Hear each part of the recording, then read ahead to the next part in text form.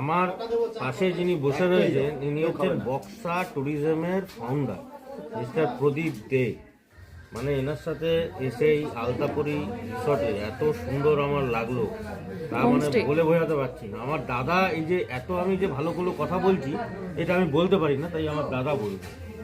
আমরা এসছি অনেক কষ্ট করে এখানটায় পেয়েছি, যদিও রাজদীপের সাথে মানে ফোনে কথা হওয়ার পরে এই জায়গাটা আমরা একটা যে হ্যাঁ পাবো এরকম একটা আশা দিয়েছিল বলে আশা, না হলেও আমাদের কালকে পর্যন্ত বললো হ্যাঁ আপনি আসুন আমি ম্যানেজ করবো। যাই হোক ম্যানেজ করে দিয়েছে, অবশ্যই দিয়েছে, ঠিক আছে।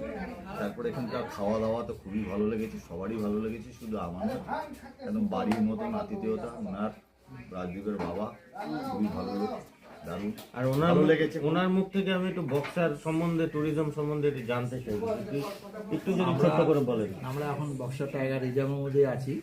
আমরা এই যে এরিয়া আছে এটা হচ্ছে বাফার এরিয়া, আমার বাড়ির পিছন থেকে হচ্ছে কোর এরিয়া।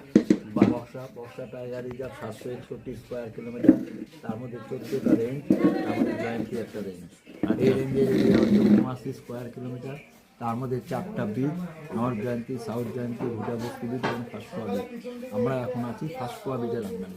এই আমাদের যে জয়ন্তী গ্রামটা এটা ফাঁসকোয়া বিচের আন্ডারে। কালকে সকালে যখন আপনারা 8টার সময় সাফারি যাবেন সেটা হবে নর্থ জয়ন্তী বিচের আন্ডারে যাবেন। এরপরে যখন মহাকাল যাবেন ওটা হচ্ছে ফাঁসকোয়া বিচের আন্ডারে। আপনারা যাচ্ছেন কালকে ছোটো মহাকাল।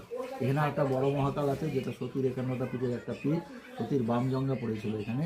ছোটো মহাকাল থেকে 2.5 কিলোমিটার আপনাকে টেক করে যেতে হবে।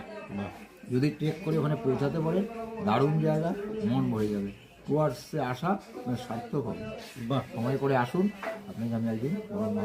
আর এনার সাথে লোকে যোগাযোগ করুন, আরও এই ট্যুরিজমটাকে আরও ফুলিয়ে ফাঁপিয়ে বড় করে তুলুন। চলুন, আবার দেখা হবে।